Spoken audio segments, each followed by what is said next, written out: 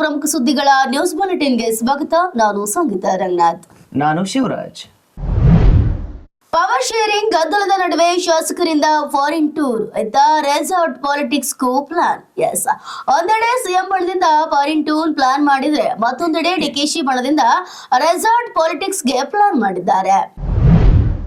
Rowdy ಶೀಡರ್ ಬಿಕ್ಲು Shiva ಕೊಲೆ ಪ್ರಕರಣಕ್ಕೆ ಸಂಬಂಧಿಸಿದಂತೆ ಬಿಜೆಪಿ ಶಾಸಕ ಭೈರತಿ ಬಸವರಾಜ್ಗೆ ಮತ್ತೆ ಬಂಧನದ ಭೀತಿ ಎದುರಾಗಿದೆ. ಭೈರತಿ ಬಸವರಾಜ್ ಸಲ್ಲಿಸಿದ್ದ ನಿರೀಕ್ಷಣಾ ಜಾಮೀನು ಅರ್ಜಿಯನ್ನ ಹೈಕೋರ್ಟ್ ವಜಾಗೊಳಿಸಿ ಆದೇಶ ಹೊರಡಿಸಿದ್ದು, ಇದೀಗ ಬಿಜೆಪಿ ಶಾಸಕನಿಗೆ ಮತ್ತೆ ಟೆನ್ಷನ್ ಶುರುವಾಗಿದೆ. ಇನ್ಮುಂದೆ ಜನಗಣಮನಕ್ಕೂ ಮುನ್ನ ವಂದೇ ಮಾತರಂ ಸರ್ಕಾರದಿಂದ ರಾಷ್ಟ್ರಗೀತೆಯ ಹೊಸ ನಿಯಮ. ಕೇಂದ್ರ ಗೃಹ ಸಚಿವಾಲಯವು ವಂದೇ ಮಾತರಂ ಕುರಿತು ಹೊಸ ಶಿಷ್ಟಾಚಾರವನ್ನ ಹೊರಡಿಸಿದ್ದು, ಅಧಿಕೃತ ಸಂದರ್ಭಗಳಲ್ಲಿ ಪೂರ್ಣ ಆವೃತ್ತಿ ಕಡ್ಡಾಯ, ಎಲ್ಲರೂ ಎದ್ದು ನಿಲ್ಬೇಕಂತ ಸೂಚನೆಯನ್ನ ನೀಡಿದೆ.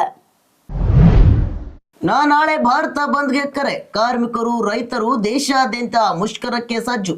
ದೇಶಾದ್ಯಂತ ಮುಷ್ಕರ ನಡೆಸಲು ಹಲವು ರೈತ ಸಂಘಟನೆಗಳು ಮತ್ತು ಕಾರ್ಮಿಕ ಸಂಘಟನೆಗಳು ಮುಂದಾಗಿದೆ. ಕೇಂದ್ರ ಸರ್ಕಾರದ ನೀತಿಗಳ ವಿರುದ್ಧ ಸಂಘಟಕರು ಪ್ರತಿಭಟನೆ ನಡೆಸಲಿದ್ದು ಭಾರತ ಬಂದ್ಗೆ ಮುಂದಾಗಿದ್ದಾರೆ. ಬೆಂಗಳೂರಿನಿಂದ ವಿರಾಜಪೇಟೆಗೆ ಹೊರಟಿದ್ದ ಕೆಎಸ್ಆರ್ಟಿಸಿ ಬಸ್ ಅಪಘಾತಕ್ಕೀಡಾಗಿದೆ.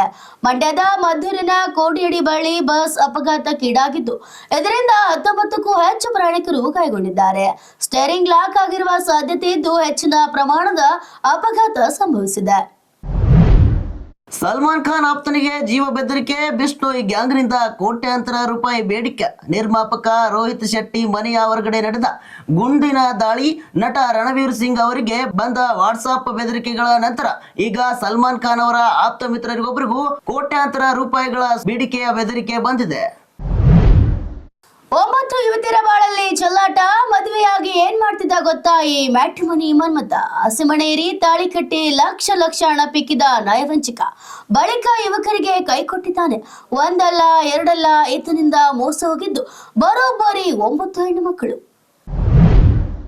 ಎತ್ತಿನಹೊಳೆ ಯೋಜನೆ 2027ರ ಅಂತ್ಯಕ್ಕೆ ಕೋಲಾರ, ಚಿಕ್ಕಬಳ್ಳಾಪುರ, ಬೆಂಗಳೂರು ಗ್ರಾಮಾಂತರ ಜಿಲ್ಲೆಗಳಿಗೆ ನೀರು ತಲುಪಿಸಲು ಕೃಷ್ಣ ಬೈರೇಗೌಡ ಸೂಚನೆ. ಕಾಮಗಾರಿ ವಿಳಂಬ.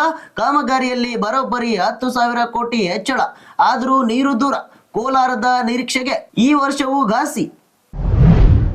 Mummy I am sorry. Navodaya ವಸತಿ ಶಾಲೆಯಲ್ಲಿ ಎಸ್ಎಸ್ಎಲ್ಸಿ ವಿದ್ಯಾರ್ಥಿ ಆತ್ಮಹತ್ಯೆ. ಬಸವ ಕಲ್ಯಾಣ ತಾಲೂಕಿನ ನಾರಾಯಣಪುರ ಗ್ರಾಮದ ನವೋದಯ ವಸತಿ ಶಾಲೆಯಲ್ಲಿ 10ನೇ ತರಗತಿಯಲ್ಲಿ ವ್ಯಾಸಂಗ ಮಾಡುತ್ತಿದ್ದ ಮಗನ ಸಾವಿನ ಸುದ್ದಿ ಕೇಳಿ ಪೋಷಕರು ಆಘಾತ. ರಿಲೀಸ್ಗೂ ಮುನ್ನ ವಿದೇಶದಲ್ಲಿ ಕೋಟಿ ಗಳಿಸಿದ ಟಾಕ್ಸಿಕ್ ಉಬ್ಬೇರಿಸುವಂತಿದೆ. ಫಾರಿನ್ ಕಂಪನಿಯ ಈ ಡೀಲ್. ಯಶ್ ಅಭಿನಯದ ಟಾಕ್ಸಿಕ್ ಚಿತ್ರವು ಫಾರ್ಸ್ ಫಿಲ್ಮ್ ಮೂಲಕ 105 ಕೋಟಿ ವಿದೇಶಿ ಡೀಲ್ ಸಾಧಿಸಿ ಭಾರತೀಯ ಭಾಷೆಯ ಜಾಗತಿಕ ಬಿಡುಗಡೆಗೆ ಸಜ್ಜಾಗಿದೆ. ಎಕ್ಸೈಟಿಂಗ್ ಅಪ್ಡೇಟ್ ಈಗ ಹೊರಬಿದ್ದಿದೆ. ಇದಾಗಿತ್ತು ಇದನ್ನ ಪ್ರಮುಖ ಸುದ್ದಿಗಳ ನ್ಯೂಸ್ ಬುಲೆಟಿನ್. ನಿರಂತರ ಅಪ್ಡೇಟ್ಸ್ಗಳಿಗಾಗಿ ನೀವು ನೋಡ್ತಾ ಇರಿ ನ್ಯೂಸ್ ಪಲ್ಸ್. ಇದು ಅಸಲಿ ಸುದ್ದಿ, ನಿಖರ ವರದಿ.